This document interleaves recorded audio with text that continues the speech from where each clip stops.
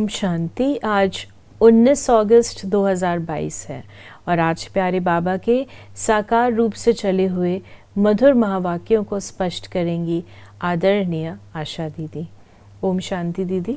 ओम शांति। बाबा ने कहा, मीठे बच्चे, अभी तुम्हें सारे विश्व के आदि मध्य अंत की रोशनी मिली है। तुम ज्ञान को बुद्धि में रख सदा हर्षित रहो।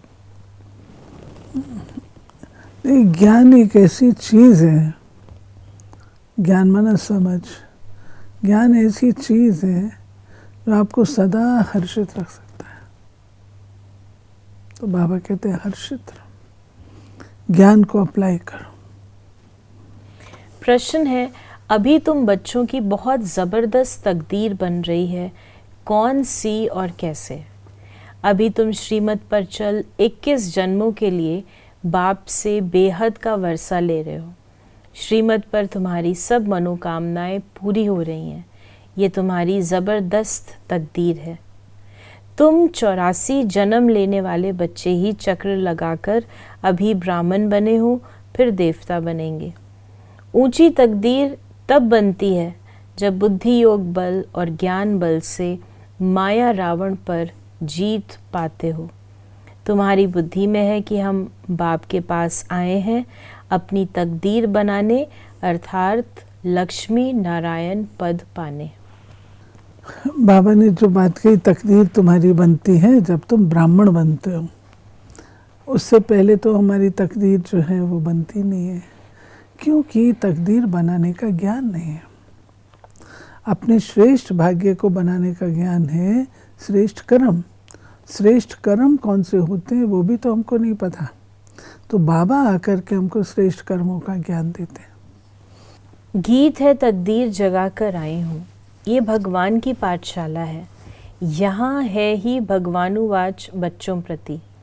गीत की पहली लाइन है, तकदीर जगा कर आई हूँ इस ईश्वरीय पाठशाला व बेहद बाप की पाठशाला में। भगवान तो एक को ही कहा जाता है, भगवान अनेक नहीं होते। सभी आत्माओं का बाप एक है। अब एक बाप और अनेक बच्चों का ये है संगठन व मेला। ज्ञान सागर और ज्ञान नदियाँ।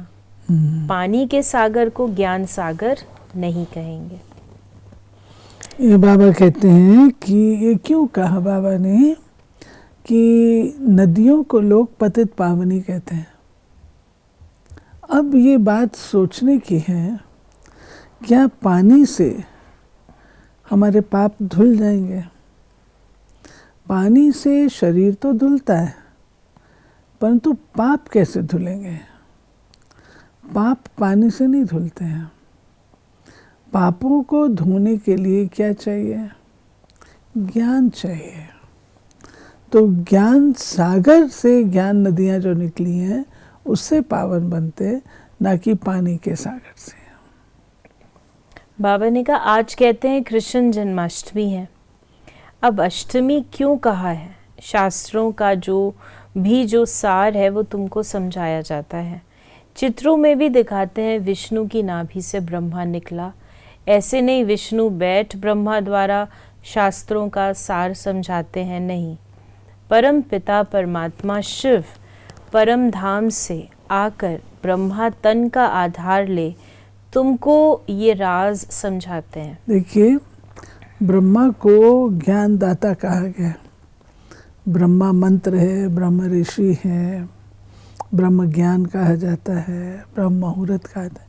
जितनी भी स्पिरिचुअल ज्ञान की बातें धारणा वाली हैं, सब ब्रह्मा के साथ संलग्न है। तो ब्रह्मा के द्वारा शिव बाबा ज्ञान देता है। अब इसको दर्शाया कैसे जाए? इसके बाद फिर विष्णु जी का पाठ चालू होता है। तो विष्णु जी की नाभि से ब्रह्मा जी निकले। ब्रह्मा जी के हाथ में 4 वेद 18 पुराण। तो बाबा कहते ऐसे तो कोई होता नहीं है कि ब्रह्मा जी विष्णु जी की नाभि से निकल आए, कमल पुष्प आ जाए और वहाँ पे पेपर प्रिंट किया हुआ और ये सारे वेद शास्त्र भी उनके साथ आ जाए। ऐसा नहीं होता। ये तो शिव बाबा आकर के ज्ञान देता है ब्रह्मा माध्यम से। मनुष्य इतनी मेहनत करते हैं, भक्ति करते हैं, मिलता कुछ भी नहीं है। इसलिए भगवान कहते हैं जब भक्ति पूरी होती है तब फिर मैं आता हूँ, क्योंकि तुम्हारी पूरी दुर्गति हो जाती है। सतयुग त्रेता में तो तुम अपना राज्य भाग्य पाते हो, सूर्यवंशी चंद्रवंशी फिर तुम गिरते जाते हो। ये सब बुद्धि में याद रखना है। तुम बच्चों को अब सारे विश्व के आदि मध्य अंत की रोशनी मिली है और कोई की बुद्धि में ये रोशनी नहीं है। अभी बाप कहते हैं तुम बच्चों को मैं सदगति में ले जाता हूँ। भारत पावन था, फिर पतित किसने बनाया? रावण ने। इसलिए मुझे ही कल्प कल्प आना पड़ता है, पतितों को आकर पावन बनाना पड़ता है। तुम यहाँ आए हो तकदीर बनाने, अर्थात विश्व का मालिक बनने।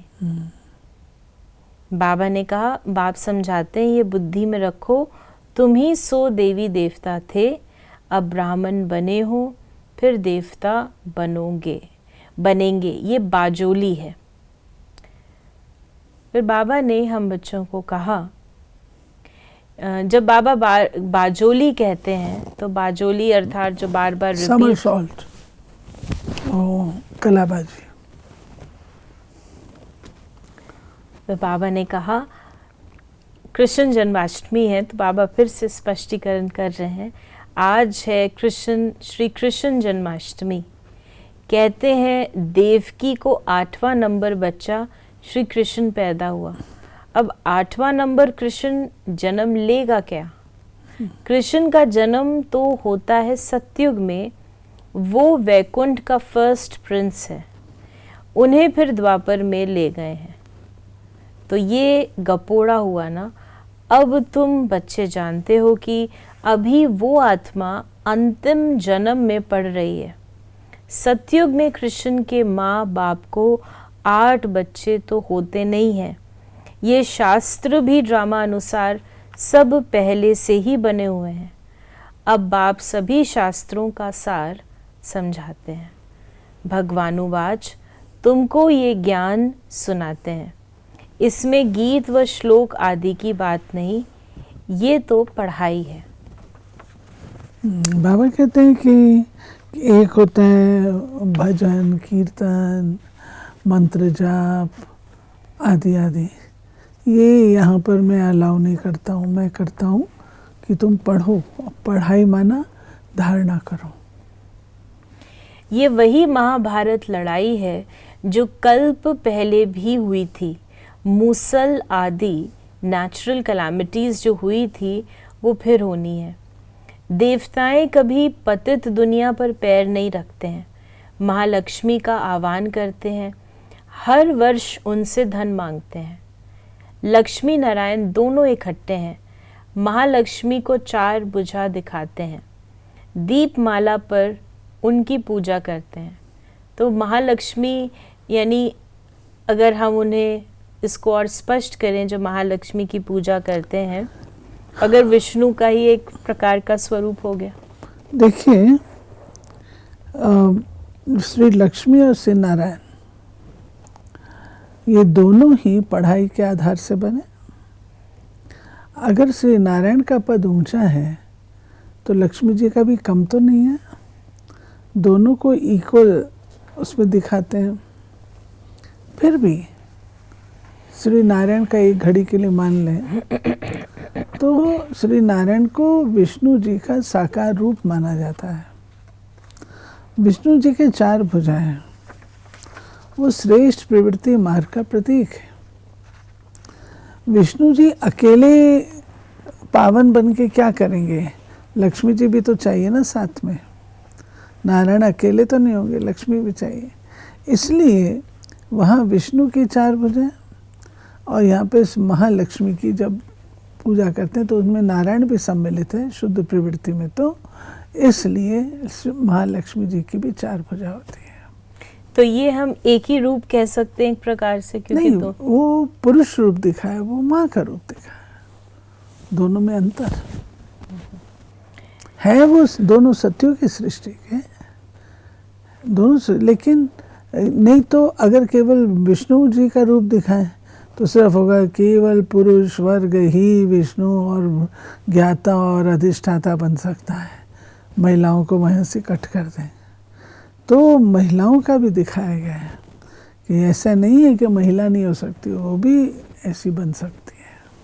फिर बाबा ने कहा कि बाप इनमें प्रवेश हो तुमको ज्ञान सुनाते हैं, कहते हैं मैं तो जन्म मरण रहित हूँ। बाप बेहद का बाप है तो बेहद का राज समझाते हैं कि तुमसे माया ने क्या क्या करवाया, तुम 5 भूतों के वश होते गए हो, क्या हाल हो गया है, तुम कितने धनवान थे, भक्ति मार्ग में फालतू खर्चा करते करते अब तुम्हारी क्या हालत हो गई है। फिर आज बाबा ने हम बच्चों को वरदान दिया, सदा एक बाप के स्नेह में समाये हुए सर्व प्राप्तियों में संपन्न और संतुष्ट भव। स्नेह में समाये रहोगे तो सर्व प्राप्तियां भी होंगी, संतुष्टता भी होगी। जो बच्चे सदा एक बाप के स्नेह में समाये हुए हैं, बाप उनसे जुदा नहीं और वे बाप से जुदा नहीं, हर समय बाप के स्नेह के रिटर्न में सर्व प्राप्तियों से संपन्न और संतुष्ट रहते हैं। इसलिए उन्हें और किसी भी प्रकार का सहारा आकर्षित नहीं कर सकता। स्नेह में समाई हुई आत्माएं सदा सर्व प्राप्ति संपन्न होने के कारण सहज ही एक बाप दूसरा न कोई इस अनुभूति में रहती हैं। समाई हुई आत्माओं के लिए एक बाप ही संसार है। और स्लोगन है, हद के मान शान के पीछे दौड़ लगाने के बजाय स्वमान में रहना ही श्रेष्ठ शान है। राइट। हद के मान शान के पीछे जितना दौड़ेंगे वो उतना दूर जाएगा। परछाई के पीछे आप परछाई को आप पकड़ नहीं सकते, ये उस सदृश है। जितना आप इसको छोड़ेंगे उतना आपके पास आएगा। तो ये थे बाबा के आज के मधुर महावाक्यों का स्पष्टीकरण। यदि आपके मन में कोई सवाल है तो मैसेज या व्हाट्सएप करें 8826599309 पर। ओम शांति।